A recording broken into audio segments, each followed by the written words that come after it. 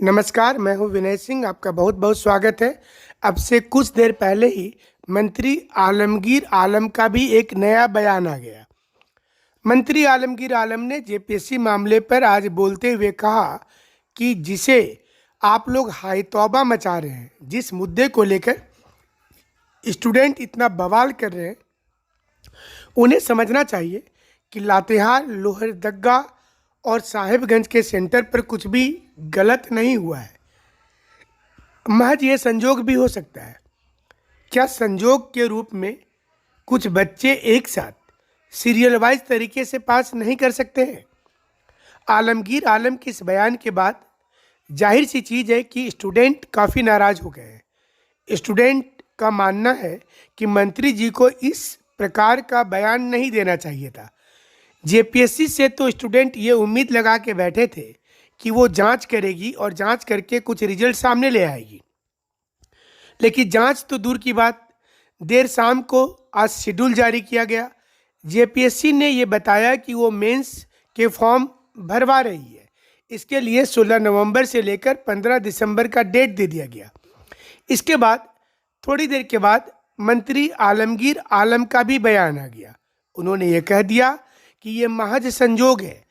जिस सेंटर पर बात की जा रही है कि सीरियल वाइज सेटिंग हुआ है, ऐसा कतई नहीं हो सकता है।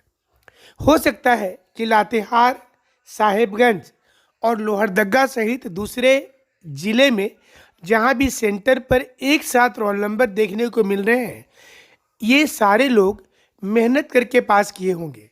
मंत्री जी के अनुसार ये सिर्फ एक संजोग है, इसमें किसी प्रकार का प्रयोग नहीं है और ना ही इस पर कोई जांच आगे होनी चाहिए। हालांकि पूर्व में बंधु तिर्की, सीपी सिंह सहित कई विधायकों ने इसके लिए जांच का आवेदन दिया है। सभी लोगों ने कहा है कि इस पर जांच होनी चाहिए। दुर्गा सोरेन सेना ने भी मुख्यमंत्री को चिट्ठी लिखकर इस पर जांच की बात की थी। अब स्टूडेंट ने ये योजना बनाया है कि पूर्व की भांति 15 तारीख और 16 तारीख को आंदोलन होगा। अचानक से बारिश के कारण आंदोलन में कोई दिक्कत नहीं आएगी और पूर्व समय के अनुसार ही होगा।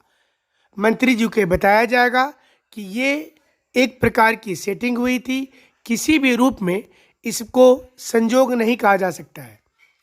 आपको ये बताते चले कि 5वीं जेपीएससी में भी इसी प्रकार की घटना हुई थी, जिसे जेपीएससी ने उस वक्त जांच करने के बाद सिर्फ और सिर्फ संजोग कहा था। अब आप देख लीजिए कि अभी से जेपीएससी और सरकार के रुख भी बदल गए हैं। पहले तो जेपीएससी इस प्रकार की भाषा का प्रयोग करती थी, अब सरकार के मंत्री भी खुलकर मीडिया के सामने बोलने से संकोच नहीं कर रहे। इसी क्रम में आलमगीर आलम का सबसे ताज़ा बयान आ गया और उन्होंने कह दिया कि वो किसी भी चीज़ को देखने के बाद ही अपना स्टेटमेंट देंगे, लेकिन फिलहाल देखकर ऐसा लगता है कि ये सिर्फ और सिर्फ एक संजोग है, किसी प्रकार का प्रयोग नहीं है। और जो लोग इसे लेकर हाय तौबा मचा रहे हैं वो गलत कर रहे हैं। उनको अभी हाय तौबा नहीं मचानी चाहिए थी। जाहिर सी चीज़ है, स्टूडेंट काफ़ी नाराज़ होंगे और सभी लोगों ने प्रतिक्रिया व्यक्त करना शुरू कर दिया है। लेकिन आप मंत्री आलमगीर आलम के बोलने के समय के अनुसार सोचिए। शाम को जेपीएससी अपने रिलीज ऑर्डर में कहती है कि वो एग्ज़ाम के लिए डेट निकाल देगी। वो कहती है कि आप फॉर्म भरें 16 नवंबर से, और उसके 2 घंटे के बाद मंत्री जी का भी बयान आ जाता है। इसे आप भी एक संजोग कहेंगे या फिर इसे भी एक प्रयोग कहेंगे और एक प्लानिंग कहेंगे, ये भी देखना पड़ेगा। स्टूडेंट तो आस लगाए बैठे थे कि इस वर्ष कई नियुक्ति हो जाएगी, लेकिन कोई भी नियुक्ति नहीं हुई और जो नियुक्ति हो रही है उसे देखकर स्टूडेंट अंदर ही अंदर सहम गए होंगे। उन्हें अब ये लगता होगा कि पता नहीं उनके साथ भविष्य में क्या होगा। जेपीएससी तो जेपीएससी, जेएसएससी भी कटघरे में खड़ी है। ऐसे में नियमावली का पेंच, यानी कि पूरा साल नया नियम बनता गया, पुराना नियम जाता गया, नया नियम फिर प्रकाशित होगा, इसे गजट में लाया जाएगा, ये सब देखते सुनते सुनते साल बीत जाएगा। ऐसे में सवाल ये उठता है कि आलमगीर आलम जी क्या ये बता पाएंगे कि कब जाकर के नियुक्ति होगी और जो नियुक्ति होगी क्या वो स्टूडेंट के हक में होगी। आज आलमगीर आलम जी को ये बयान देना चाहिए था कि 15 नवंबर को किस किस विभाग की नियुक्ति करेंगे, लेकिन उन्होंने उल्टा जेपीएससी पर बयान दे दिया और ये बोल दिया कि जिसके लिए हाई तौबा स्टूडेंट मचा रहे हैं, इसे मचाने की ज़रूरत ही नहीं है।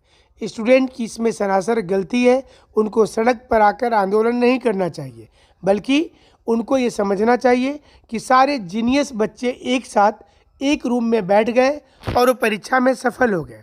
वाह, क्या कहना है मंत्री जी का।